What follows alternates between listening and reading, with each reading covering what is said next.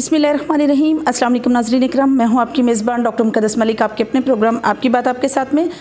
नाज़रीन इकराम, खुशियाँ ऐसा अमल है, ये ऐसी चीज़ है जिसके पीछे इंसान हमेशा भागता है, लेकिन वो ये नहीं जानता होता कि बाज़ औक़ात अपनी एक्सपेक्टेशन को एक साइड पर रख कर सर्च करे, ऑब्ज़र्व करे या देखे तो खुशियाँ उसके अपने घर में, अपने बच्चों की सूरत में, फैमिली की सूरत में, बाज़ औक़ात अपने रिलेटिव्स और नाइबर्स की सूरत में भी मौजूद होती हैं।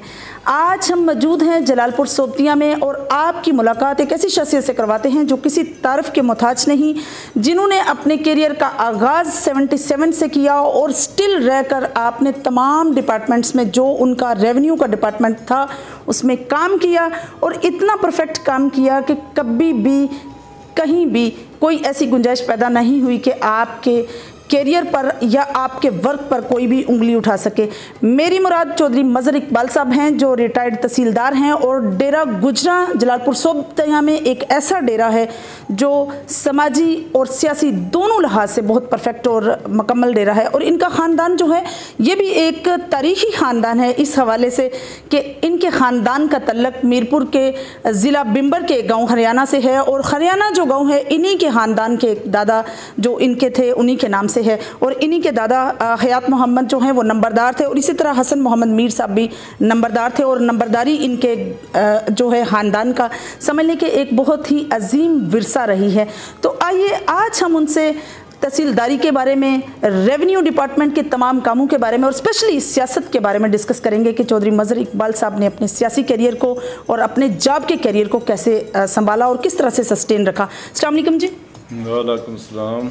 कैसे हैं आप? जी दुआएं आपकी, आप सुनाएं। अल्हम्दुलिल्लाह। जो सब मेरा सबसे पहला आपसे सवाल ये है कि आपकी फैमिली, चूँकि इन दिनों में जब डिस्ट्रिक्ट जो है वो मीरपुर था और तहसील बिम्बर थी, तो उन दिनों में वहाँ एक नंबरदारी की हैसियत के साथ सस्टेन था और उसी में एक शहादत भी हुई आपके ख़ानदान की, जिस तरह से आप जिक्र कर रहे हैं। आप मुझे ये बताइए कि बचपन से लेकर जवानी तक आपका सफ़र कैसा गुजरा? मैं तो इधर ही पाकिस्तान में जब उधर से माइग्रेट करके आए थे तो मेरी पैदाइश है 1959। जी जी।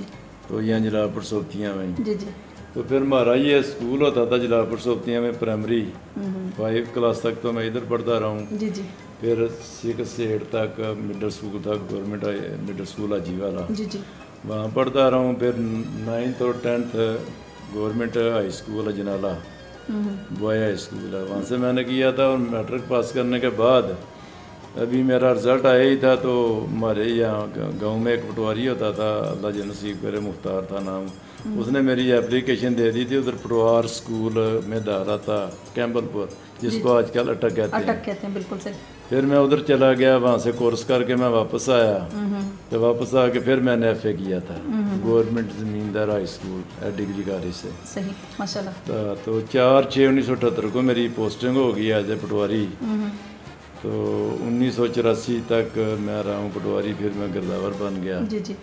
फिर मैं 10 साल गिरदावर रहा। उसके बाद 1994 में नायब तहसीलदार बन गया। माशाल्लाह से। तो मेरी एज ए नायब तहसीलदार मेरे हाल कोई 22-23 साल सर्विस है। ये अभी रिसेंटली लेट जब रिटायर हुआ उससे कुछ 6 महीने पहले मैं एज ए तहसीलदार प्रमोट हुआ हूँ। क्योंकि पहले दरमियान में जो जब ये गवर्नमेंट रही है ना नून लीग की, ये DPC करते ही नहीं थे। बड़ी पहले मेरी एक मरतबा आया था टाइम 2001 में DPC का, तो मैंने उस वक्त प्रमोशन ली नहीं थी, मेरी वाइफ की डेथ हो गई थी। जी जी। और बच्चे छोटे थे। तो फिर मैंने कहा अगर प्रमोशन ले ली तो फिर आउट ऑफ डिस्ट्रिक्ट दूर जाना पड़ेगा। जी जी। तो बच्चों की प्रॉब्लम है। फिर हमने किया तो बच्चे हमारे बड़े हो गए। तो अब उनको मैंने सेटल कर लिया। एक बेटा माशाल्लाह अमेरिका होता है, एक जर्मनी है। तो बाकी भी 2 पढ़ रहे हैं लॉ में। तो सब आप मुझे ये बताइए कि जो निज़ाम पहले था पटवारियों का, रेवेन्यू डिपार्टमेंट का जो पहले था, जिसके मुताबिक ऑन द रिकॉर्ड सब कुछ था, लेकिन अब चूँकि कंप्यूटराइज है और इन रिकॉर्ड है, तो आप इसके बारे में क्या डिफरेंस नोट करेंगे? क्या इससे पटवार खाने में या पटवारियों के लिए कोई डिफ़िकल्टी नहीं बन गई? उनके लिए डिफ़िकल्टी तो बनी है जी, लेकिन असल तो डिफ़िकल्टी आवाम के लिए बनी है ना। ऑब्वियसली। तो उस वक्त पटवारी जो होते थे वो गांव में बैठते थे, उनका अपना अपना पटवार खाना था। वहाँ पे लोग ज़मींदार जाते थे, उनसे कोई इन्फॉर्मेशन लेनी है, फ़र्द लेना है, कोई इंतकाल दर्ज करवाना है, तो उनका ऑन द स्पॉट सारा कुछ हो जाता था। आजकल लोगों को प्रॉब्लम बनी है कि जब का कंप्यूटराइज सिस्टम बना है तो लोग बेचारे जाके वहाँ पे टोकन लेते हैं। सुबह की नमाज भी वहीं लोग अक्सर पढ़ते हैं कि हमारी बारी पहले आ जाए। वो टोकन लेके खड़े रहते हैं, उनकी बारी 1 बजे जाके आती है। वो अपना आईडी कार्ड देते हैं तो वो कहते हैं यार वो आपका नाम तो आईडी कार्ड पे मदर इकबाल है, तो हमारे पास तो मदर सैन है, पहले ये दुरुस्त करा के आओ। वो बंदा फिर बेचारा चल पड़ता है, 2-2 महीने उसको लगते हैं वो दुरुस्ती कराने में। और काफ़ी लोग जो हमारे हैं उनको उधर लाइनों में खड़े होके हार्ट अटैक भी हुआ है, फौत भी हुए हैं लोग। तो ये दूसरा सिस्टम ये था कि जो हमारे पटवारियों का रिकॉर्ड है ना, उसमें अगर किसी बंदे का नाम टेम्परिंग की जाती थी या रकबा कम ज़्यादा किया जाता था तो वो सामने नज़र आता था कि यहाँ पे टेम्परिंग हुई हुई है। जब का कंप्यूटराइज रिकॉर्ड आया अब तो लोगों को यही नहीं पता कि कंप्यूटर पे पहले नाम क्या लिखा हुआ था, वहाँ से डिलीट किया नया लिख दिया, किसी का रकबा कनाल लिखा हुआ था 2 कर दिया। तो लोगों के पास तो कोई प्रूफ नहीं ना कि ये पहले मेरा ये इंदराज था अब ये हो गया। तो इस जो कंप्यूटराइज निज़ाम है उससे हज़ारा दर्जे बेहतर था ये जो हमारा रेवेन्यू का मैनुअल रिकॉर्ड था। सही। और इसीलिए ये जो जब अंग्रेज़ पाकिस्तान में आए थे उन्होंने ये सिस्टम शुरू किया था तो उन्होंने पूरे वर्ल्ड पे गवर्नमेंट की है, उनको तजर्बा है, वो काम को समझते हैं कि क्या बेहतर है क्या नहीं, कौन सा बेहतर है। उनके लिए ये बहुत बेहतर था, उनका सिस्टम भी बहुत बेहतर था। वैसे रेवेन्यू के हवाले से कोई चीज़ भी आपने देखनी है, कोई चीज़ रिकॉर्ड फ़र्ज़ करो 1857 के बाद का कोई रिकॉर्ड देखना है तो वो भी दस्तियाब है माशाल्लाह से। तो उस वक्त क्या था, नंबर असरा उसका रकबा कितना था, अब कितना है, ये सारा रिकॉर्ड मिलता था। अब तो ये सिस्टम ही सारा कंप्यूटराइज होने से बाद ख़त्म हो गया। सर चौधरी साहब, हर डिपार्टमेंट में करप्शन जो है वो बहुत इन है, लेकिन पटवारियों को अनफॉर्चुनेटली यही समझा जाता है कि ये रिश्वत बहुत लेते हैं और रेवेन्यू के जितने भी मामलात हैं इसमें सबसे ज़्यादा रिश्वत लेने वाला जो इदारा है वो पटवारियों का है। आप मुझे ये बताइए कि आपकी क्या राय है, क्या ये ऐसा ही है? ऐसी कोई बात नहीं है। असल में वजह यह है कि जब अंग्रेज़ आए थे ना हिंदुस्तान में, जो अब पाकिस्तान और इंडिया है, जी जी, तो इन्होंने इधर आके ये दायरा कायम किया था रेवेन्यू का और महकमा पुलिस का, जिसके ज़रिए उन्होंने अपना इधर इक़्तिदार रखा है सारा। तो रेवेन्यू और पुलिस का जो था ना सारा दारोमदार वो वहाँ पब्लिक का रिलेशन था, पब्लिक के साथ वो गवर्नमेंट ने जो गवर्नमेंट की है सारी वो इनके ज़रिए की है अपने इस मुल्क पे। सही। तो उन्होंने इनकी पेज जो है ना दोनों डिपार्टमेंट की, पुलिस की और रेवेन्यू को, वैसे ही काम रखी थी कि ये पब्लिक से पैसे लेकर अपना काम, ये तंबाकू ले लें, दाने ले लें, ये वो। उस वक्त सिस्टम भी यही था कि पटवारी जो है वो अच्छे ज़मींदार जो है वो उसको 6 महीने के बाद जो जिनास होती थी कनक बाजरा दे देते थे, कभी तंबाकू दे दिया, कभी गुड़ दे दिया। तो उनके जाने के बाद या जो ये नई जनरेशन आई है इसमें पटवारियों ने नगद पैसे लेने शुरू किए हैं। सही। उसकी मेन वजह जो है उनकी सैलरी कम है, जितनी सैलरी उनको देते हैं और काम उनसे जितना लेते हैं वो ऐसे सैलरी में कर ही नहीं सकते। सही। मिसाल के तौर पे मैं एज ए प्राइस मजिस्ट्रेट काम करता था, तो हमें कंप्लेंट आती है जी कि टांडा में मुर्गी महंगी फरोख्त हो रही है, हम वहाँ पे जाते हैं वो रिजॉल्व करने के लिए कंप्लेंट, जी जी, तो अपनी गाड़ी लेके जाते हैं, अपना तेल उसमें डलवाते हैं। गवर्नमेंट ना तो आपको गाड़ी देती है तो ना गवर्नमेंट तेल देती है। तो मिसाल के तौर पे एक बंदे की तनख्वाह 20,000 या 25,000 30,000 महीना है और उसका खर्च महीने का 60,000 है, तो वो क्या करेगा, किधर से ला के खर्च करेगा? सही। गवर्नमेंट ने या तो इनकी सैलरी इस हद तक करे कि वो उनको रिश्वत लेने की ज़रूरत ना पड़े। बिल्कुल सही। तो दूसरी बात ये है कि उनके ये जो 150 रुपये हैं उनका शोर इसलिए ज़्यादा है कि उनकी पब्लिक रिलेशन होती है, हर बंदा उनके पास जाता है ज़मींदार सही काम के लिए, उससे वो 200 लेते हैं, 500 लेते हैं, तो कहते हैं जी पटवारी बड़ी रिश्वत लेते हैं। सही सही। आप उसके मुकाबले देखें ना, एक एक्सियन है हाईवे का, वो साल में उस डिस्ट्रिक्ट में जहाँ पे वो एक्सियन है वहाँ पे 5 अरब के ठेके देता है ये सड़कों के, ये किसी चीज़ के, और 15% वो कमीशन लेता है। तो 1 अरब में उसका 15 करोड़ बनता है। वो बनने साल में उसने 5 अरब के दिए हैं तो उसका 75 करोड़ रुपया उसको मिल गया और वो लीगल समझा जाता है। लीगल समझा जाता है। और जो हमारे पटवारी या पुलिस वाले हैं ये जितने पैसे भी पब्लिक से लेते हैं ये तो 50 साल में भी इनका 75 करोड़ नहीं बन सकता। लेकिन इनकी पब्लिक के साथ डीलिंग है तो उस वजह से इनका शोर है कि ये बहुत पैसे लेते हैं। तो ऊपर से ये देखें कि इनको काम क्या क्या देते हैं। ये अभी जो कोरोना आया है जी जी इसके पैसे लोगों को देने हैं तो वो पटवारियों के जिम्मे है। सही। मुहर्रम आया इसकी ड्यूटियाँ पटवारियों के जिम्मे है। ये जो कहीं पे भी जो गांव में जाना है, कोई सफाई का मुहिम चल पड़ी है, कोई फ्लड आ गया, ये सारी ड्यूटियाँ महकमा वाला करते हैं और इनको सिर्फ तनख्वाह देते हैं। तो आप खुद सोच लेंगे ये किधर से पूरी करेंगे। बिल्कुल सही, बिल्कुल सही। आज से पहले ये चीज़ें मैं हमेशा ब्राइबरी के हवाले से सोचती थी, लेकिन ये बात मेरे माइंड में एमर्ज नहीं हुई जो आज आपने की। अच्छा, मुझे ये बताइए कि आपकी दरीना रफ़ाकतदारी थी तकरीबन 45-50 ईयर्स की नवाबज़ादा ख़ानदान के साथ, और PMLQ में लास्ट ईयर आप आए, इसकी क्या वजह है? देखें जी, हम तो वज़ादार आदमी हैं जी जी। हमारा चूँकि दड़ा था नवाबज़ादा खान के साथ, हमने बड़े मुश्किल हालात में भी उनके साथ ही रहे हैं। इधर अल्लाह जन्नत नसीब करे जो गुलाम सरवर भूछ होते थे MP, जी जी जी जी। तो उनका इधर इतना प्रेशर था कि कोई बंदा उनके होते हुए नवाबजादे उनसे सलाम भी नहीं ले सकता था। बल्कि नवाबजादे हमारे गांव से आगे उनका गांव है जनाला, जी जी, वो जाते ही इधर डरते नहीं थे, वो कड़ियाँ वाला के रास्ते जाते थे। तो हम उस वक्त गवर्नमेंट मुलाजम भी थे, उसके बावजूद नवाबजादों के साथ हम खड़े थे, सिर्फ इस वजह से कि हमारा धड़ा उनके साथ है। तो कभी अल्लाह माफ़ी दे उनसे हमें काम भी कोई ऐसा नहीं पड़ा। तो एक दफ़ा उन पर इक़्तिदार आया है, तो हमारा बेटा जो है वो चेयरमैन का उम्मीदवार था। तो नवाबजाद खान कहते थे कि वाइस चेयरमैन जो है हमारी मर्जी का रखो। हमने कहा इलेक्शन हमने लड़ना है, तो आपने तो नहीं लड़ना। बिल्कुल सही। तो हम तो समझते डिज़र्व लगे करते थे कि जितना हमने इनके साथ टाइम गुजारा है या जितने प्रॉब्लम इनकी वजह से उठाई हैं, इनको हमें इधर पैगाम भेजना चाहिए था कि आप चेयरमैन का इलेक्शन लड़ें और जिसके साथ दिल है लड़ें, और भी जिसको खड़ा करना है और इलेक्शन पे खड़ा करें। लेकिन इसके उन्होंने हमारे साथ उल्ट किया, तो हमने नवाबजादों को फिर भी नहीं छोड़ा। सही। नवाबजादों ने हमें खुद छोड़ा है। तो जब उन्होंने छोड़ दिया है तो चौधरी बरादरान की तो वैसे ही बड़े अरसे से ख्वाहिश थी हमारी। चौधरी विजाज साहब ने अपनी तकरीर में पहले दिन भी कहा था कि मैं इधर जब इलेक्शन नहीं भी लड़ता था तो उस वक्त भी मेरी ख्वाहिश थी कि तहसीलदार साहब हमारे दड़े में आए। सही, बिल्कुल। तो अब सहनलाई की खुशकिस्मती है कि ये आ गए हैं। सही, बिल्कुल। तो हम चौधरी विजाज साहब को भी रिक्वेस्ट की थी जी कि हमें कोई आपके साथ शर्त नहीं, कोई मुतालबा नहीं हमारा। बिल्कुल सही। हम आपके साथ गैर मशरू तौर पे आ रहे हैं, हमारी सिर्फ एक ही डिमांड है कि हमने नवाबजाद खान के साथ इतना अरसा गुजारा है सिर्फ इज्जत के लिए।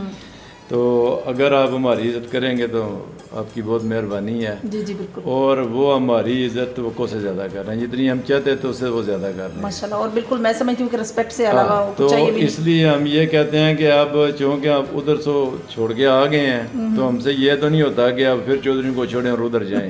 हमारी तो जब तक ज़िंदगी है मेरी तो दिली ख्वाहिश है और इरादा है कि मैं अब बकाया अरसा जो भी है वो चौधरी बरादरान के साथ ही गुजारूँ। माशाल्लाह। सर, आप माशाल्लाह से स्टिल यंग हैं अभी, और आप अपनी प्रैक्टिकल सियासत में आपने अपने बेटे को भी इन कर लिया कि आप खुद इलेक्शन कंटेस्ट नहीं करेंगे? नहीं, जब उसको मैंने किया उस वक्त मैं चूँकि गवर्नमेंट मुलाजम था। जी जी, तो गवर्नमेंट मुलाजम जो वो सियासत में हिस्सा नहीं ले सकता, इलेक्शन नहीं लड़ सकता। तो इसलिए उसको इन किया था। 2015 के इलेक्शन आए थे ना बल्दियाती, उसमें उसको चेयरमैन का इलेक्शन लड़ाया था। उस वक्त मैं एज ए तहसीलदार काम कर रहा था, गवर्नमेंट की नौकरी थी, इसलिए मैं कर नहीं सकता था। तो अब रिटायरमेंट के बाद भी 2 साल तक मैं सियासत में हिस्सा नहीं ले सकता। तो 2 साल ख़त्म होंगे तो फिर भी मेरा इरादा यही है कि अब नौजवान नस्ल का टाइम है तो किसी बेटे को ही हम इसमें इन रखें। वैसे हमारा बर्तन जो है ये तलक वास्ता ये तो अपना ही है। जी बिल्कुल सही। जिस तरह से हुसैन लाई साहब ने या चौधरी सादत नवाज़ अजनाला, शजात नवाज़ अजनाला साहब ने अपने हलका में, इलाका में, या PP 28-29 दोनों PPs की बात करूंगी मैं चूँकि ये NA 68 में ही आती हैं, तो जिस तरह से हुसैन लाई साहब ने वर्क किया है, अगर कंपैरिजन किया जाए जिस तरह से आप 50 ईयर आपने स्पेंड किए हैं नवाबजाद गन के साथ, तो आप क्या कहेंगे? ये इसमें तो वैसे ही बगैर कहने के भी मेरा ख्याल है ज़मीन आसमान का फ़र्क है। चौधरी हुसैन लाई साहब जो हैं वो बड़े विजन वाले नौजवान और बड़े मेहनत करते हैं। तो उनमें और नवाबजाद गन में जो उनसे पहले उनके वालिद साहब का और नवाबजाद गन का फ़र्क था ना, वो सिर्फ ये था कि पहले भी चौधरी विजाज साहब लोगों को अकोमोडेट सारा कुछ करते थे। सिर्फ ये था कि उनके पास इतना टाइम नहीं था कि लोगों की शादी पे या कहीं फोतीदगी पे वो रेगुलर जा सकें। बिल्कुल सही। और नवाबजाद खान में से नवाबजादा गजनफर अली गुल साहब ये काम करते थे, उनमें इनसे ये एक प्लस पॉइंट था। लेकिन चौधरी हुसैन लाई साहब ने आके वो प्लस पॉइंट भी ख़त्म कर दिया है। तरक्याती कामों के हवाले से भी वो बहुत आगे जा रहे हैं। तो दूसरा जो ये लोगों की शादी है या कोई गमी है उसमें भी वो बाकायदगी से हर जगह पे अपनी हाज़िरी लगवाते हैं, तो लोग उनको बहुत अप्रिशिएट कर रहे हैं। और मेरे ख्याल में उनका जो विजन है उसके मुताबिक वो नवाबजाद खान को मेरे ख्याल में तो नहीं अभी आगे आने देंगे कभी, तो मैं भी ये अल्लाह का निज़ाम है, बेशक अल्लाह पाक जानते हैं। बिल्कुल सही सर, जिस तरह से डेरा गुजरा आपने यहाँ बनाया है जलालपुर सोबतिया में, बिल्कुल सेम इसी तरह का आपका जो शादमान कॉलोनी में भी है। आपकी समाजत की अगर बात की जाए तो आपने अपने इलाका में कौन कौन से ऐसे समाजी काम किए हैं जो काबिल ज़िक्र हैं? हमने तो ये डेरे जो बनाए हैं ना, ये सिर्फ आवाम की खिदमत के लिए बनाए हैं, कोई सियासी वाला से नहीं बनाए। बिल्कुल सही। ना ही हमारा कोई सियासी विजन है कि हमसे इधर लोगों को बिठाएंगे सियासत करेंगे, या लोग ये सिर्फ आवाम की खिदमत के लिए बनाए हैं कि चलो लोग आते हैं तो उनको बैठने की जगह हो, उनकी जो हमसे जो भी हो सकता है किसी की कोई खिदमत कोई काम ताबेदारी वो हम करें और करते रहें। माशाल्लाह। तो समाजी वाले से जो भी हमारे, मैं कहता हूँ कि कोई भी काम जो मेरे बस में है वो मैं कोशिश करता हूँ, कोई भी बंदा मेरे पास आता है किसी का कोई प्रॉब्लम है किसी वाले से वो हल हो जाए। करना तो अल्लाह की ज़ात नहीं होता ना, हमारी तो कोशिश है। ये हमारे गांव में गवर्नमेंट गर्ल्स हाई स्कूल है, वहाँ पे हमारी प्रिंसिपल है, उसने मुझे कहा था कि हमें बच्चियों की जगह नहीं कम पड़ गई है तो मुझे हमें एक हाल बनवा दो। तो मैंने उनको 2 हाल बनवा के दिए हैं अपनी वालद और वालदा के साले स्वाब के लिए। तो मेरा उस पर अच्छा खासा खर्चा है, लेकिन मैंने कहा चलो रफ़ाए अम्मा का काम है। तो इसके अलावा भी जो भी कोई रफ़ाए अम्मा का काम है ना, जो डिवीजनल नहीं है पब्लिक का काम है, वो मैं तो कोशिश करता हूँ कि वो हो जाए। चलो लोग ना माने लेकिन दुआएं तो देंगे, अल्लाह की ज़ात तो देख रही है, अल्लाह की ज़ात देख रही है, चलो उधर से अजर मिल जाएगा। वो वैसे भी कोई बंदा मेरे पास आता है किसी की कोई प्रॉब्लम है तो मैं उसके साथ जाता हूँ, कोई तहसीलदार के पास या थानेदार के पास किसी भी डिपार्टमेंट में, तो उसका काम अगर हो जाता है तो चलो वो याद ना रखेगा तो अल्लाह की ज़ात अजर देती है ना। तो कोशिश करता हूँ मैं कि लोगों के जो मसाइल जो हल हो सकते हैं वो हो जाए। अवाम की बेलौस खिदमत का जज्बा जो है ये आपका ख़ानदानी था या ख़ानदान में आपके अंदर ये डेवलप हुआ? नहीं, मेरे दादा परदादा से लेके ये था। मेरे दादा जो हैं जब पाकिस्तान और ये अलहदा हुआ था तो हरियाणा गाँव है जो उसके नंबरदार थे, तो अपने गाँव के सब लोगों को वहाँ से निकालते रहते हैं, भाई चलो मैं बाद में भी निकल जाऊँगा। तो सारा गांव खाली हो गया था, उनका एक भाई और वो दोनों रह गए थे, तो वहाँ पे उन्होंने अब्बल भाइयों ने हमला कर दिया और इनको शहीद कर दिया, बाकी सारा गांव निकाल दिया था उन्होंने। तो सिर्फ लोगों की खातर उन्होंने अपनी खुद भी भाग कर आ सकते थे ना पहले। तो इसी तरह मैं भी कोशिश करता हूँ, जबकि मैंने नौकरी शुरू की है भी चलो जो किसी का काम हमसे हो सकता है, तो ज़िंदगी का तो पता कोई नहीं, तो काम भी अल्लाह की ज़ात करती है, हमारा इसमें कोई कमाल नहीं है, लेकिन हम कोशिश कर रहे हैं चलो जिसका कोई भी हमसे हो सकता है उसका हो जाए। सही सर, अगर बात की जाए आपकी, जिस तरह से आपने मुलाजमत की बात अगेन की, तो आपके करियर की बात करें तो हमेशा सियासतदानों का जो है वो तहसीलदार के साथ कांटेक्ट रहता है, इन रहते हैं किसी न किसी मामले में, कोई कॉल कोई जो है मतलब सिफारिश।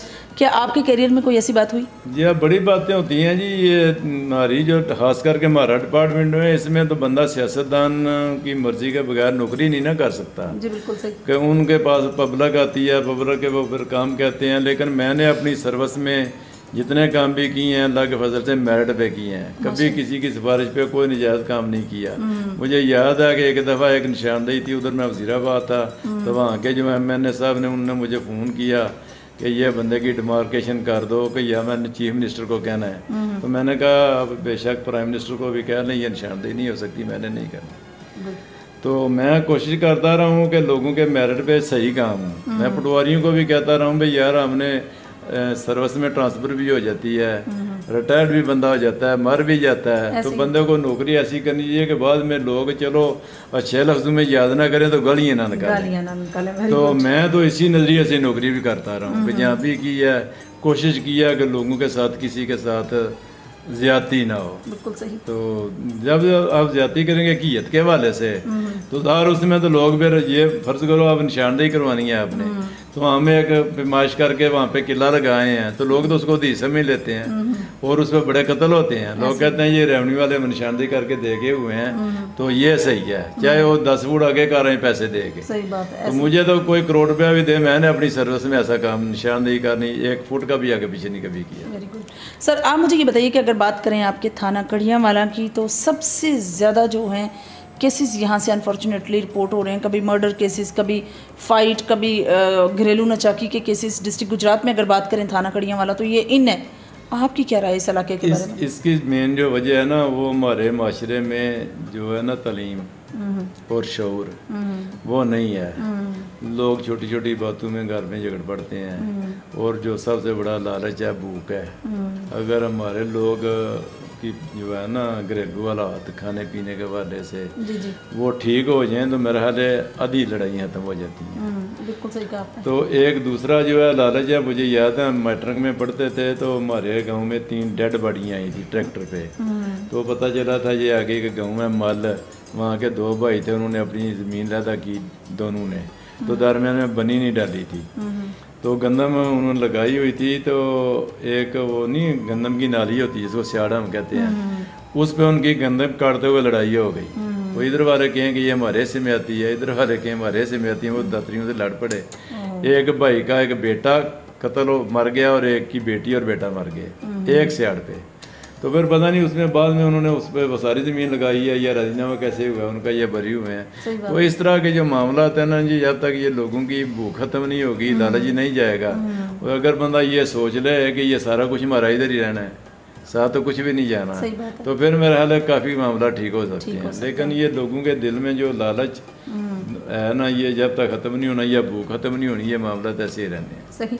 सर, चौधरी ब्रादरान की तरफ से अगर आपको नॉमिनेट किया जाए कि आप इलेक्शन कंटेस्ट करें, किसी लेवल का भी हो, चूँकि जिस तरह से नेबरहुड बन चुकी है, कॉरपोरेशन बन चुकी है, विलेज काउंसिल बन चुकी है, तो क्या आप बल्दियात में कोई इलेक्शन कंटेस्ट करेंगे? हमारा इलेक्शन लड़ने का वैसे ईमानदारी से तो कोई इरादा नहीं। जी जी।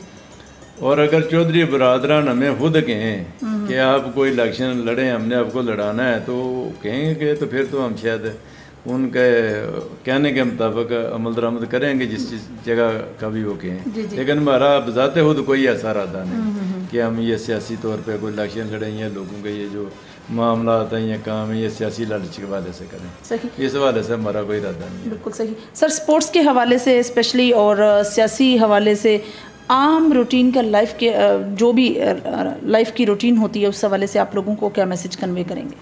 मैं तो लोगों को यही कहूँगा कि सबसे पहले तो ये बात है कि लालच छोड़ दें, और दूसरा जो है ना डेली अपना ये घर का माहौल, इसको अगर मैं अब 3री जमात में पढ़ता था तो मैंने नमाज शुरू की थी। बिल्कुल सही।